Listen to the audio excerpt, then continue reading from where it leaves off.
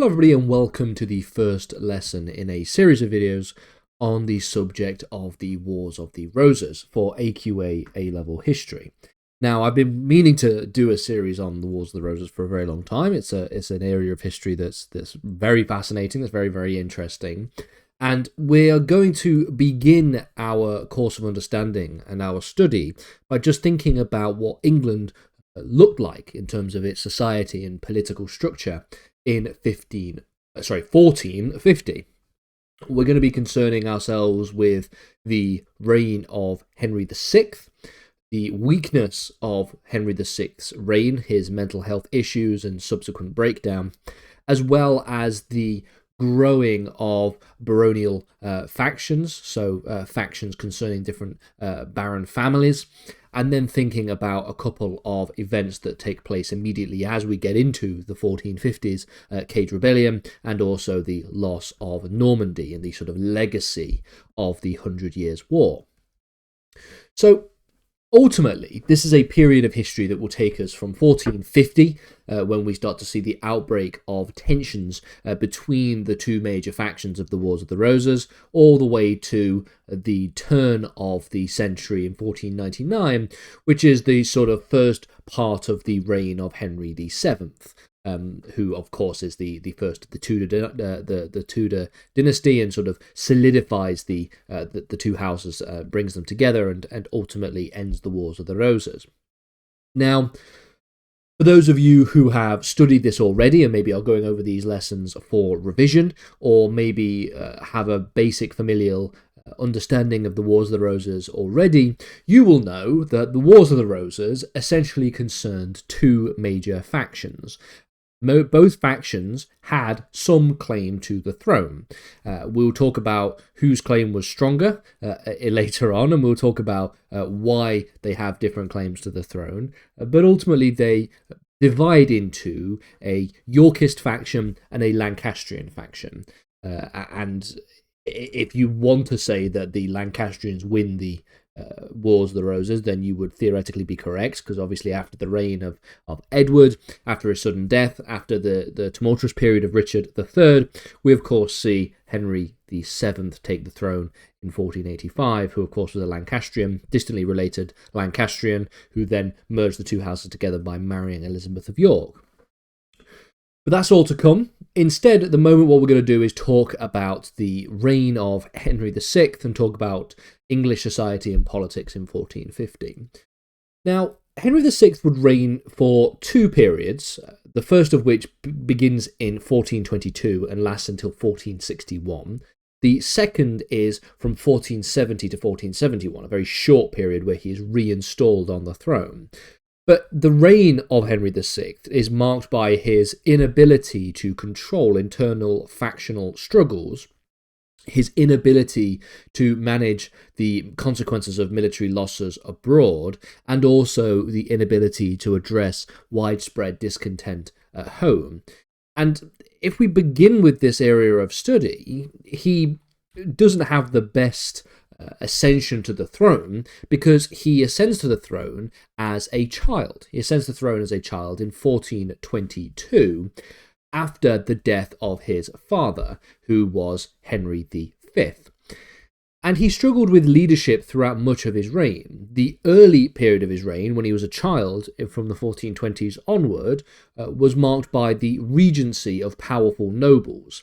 And then when we get to the 1450s, the effect of his sort of weak and inability to rule more generally, as well as the fact that he spent most of his time ruling under the auspices of powerful nobles, he was a particularly ineffective ruler. This, of course, exacerbated tensions in England. There are several factors which contribute to his weaknesses and problems with his weaknesses. The first is a mental health issue. In 1453, Henry VI suffered a mental breakdown, and this left him incapable of ruling for a period of time.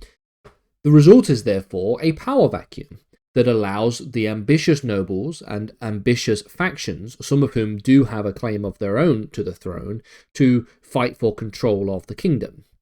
The king's period of mental instability then were particularly damaging because they coincided with some of the most critical phases of English history as we leave and come out of the Hundred Years' War in the Middle Ages. And so that's what happens in 1453. But more generally, he has a just generally lack of strong leadership.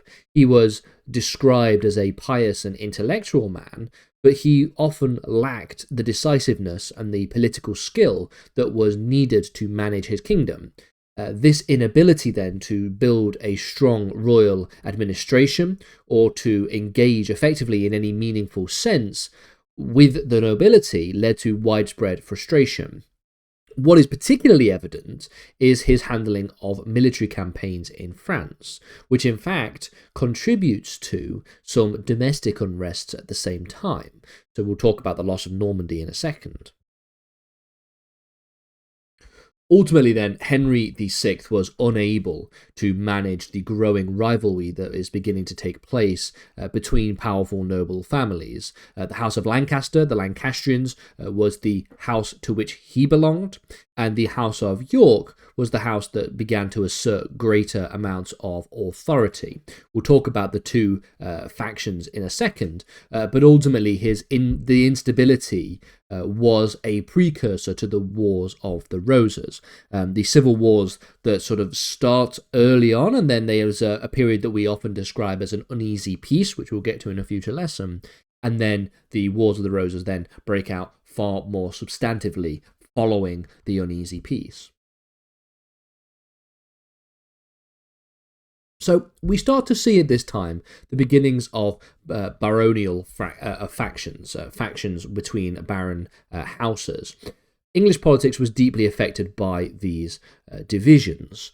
You can see that noble families had become increasingly influential as the monarchy became weaker. This is, in fact, one of the interesting comparisons that you can make between Henry VI and Henry VII. The fact that Henry VII recognised that having a weak monarchy or having strong noble families causes power struggles and attempts to reclaim the throne. So he, as we will see later on, took great care to make sure that he would ensure that he controlled the nobility and was always in control of the nobility. Of course, Henry VI did not do this. Henry VI was not an astute political leader. Henry VI also had the troubles of mental health crises that take place in the 1450s. Two prominent factions, of course, then are at the heart of this struggle. The faction of the House of Lancaster, the Lancastrians, supported King Henry VI, and then the House of York, of course, was the faction that was the key rival to the Lancastrians.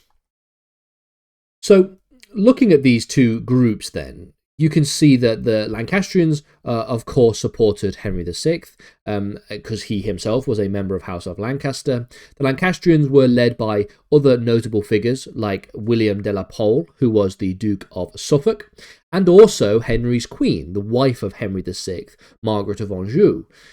However, the Lancastrian leadership was often perceived as relatively corrupt and inept, particularly due to the unpopularity of individuals like the Duke of Suffolk, and also the unpopularity of Margaret of Anjou, who was somebody who became a very astute political authority and was often positioned in direct contrast to one of the Yorkist claimants, that being Richard, Duke of York, often just abbreviated to Richard of York. So the main factions then took place between Margaret of Anjou and Richard, Duke of York. They were a key rival to the Lancastrians. Now, the reason why the Yorkists had a claim to the throne was because Richard, Duke of York, was a direct descendant of Edward III, which did give him a legitimate claim to the throne. And in the early 1440s and into the 1450s, Richard became increasingly frustrated with the rule of Henry VI and his own exclusion from political power. And so, in response to this, the Yorkists began to organise against the perceived incompetence of the Lancastrian faction, and tensions began to build up between the two rival houses. Ultimately, then, an illustration of some of the popular discontent and towards the rule of Henry VI can be seen with the Jack Cade Rebellion, or Jack Cade Rebellion. This took place in 1450 and was a major uprising in the southeast of England. The main causes were, of course, fueled by a combination of very important factors, including heavy taxation. One such heavy taxation requirement was to fund wars in France. The mismanagement of military campaigns, particularly when it came to France, and particularly when it came to the sort of the tail end of the war, of the 100 Years' War, should I say, and the legacy of losing places like Normandy, for example, as well as the widespread corruption among the nobility and some broader social unrest among the lower classes. So there was quite a concoction of different causes that were associated with Cade's rebellion, and Henry's inability to address these issues and the overbearing presence of unpopular figures like the Duke of Suffolk, William de la Pole, began to push the populace to go about revolting. The rebellion itself, then, was led by Jack Cade, a former soldier who led the uprising and capitalised on the popular anger of the populace, began to frame the rebellion as a movement against corrupt governance, especially targeting the royal advisors and prominent figures like people such as the Duke of Suffolk.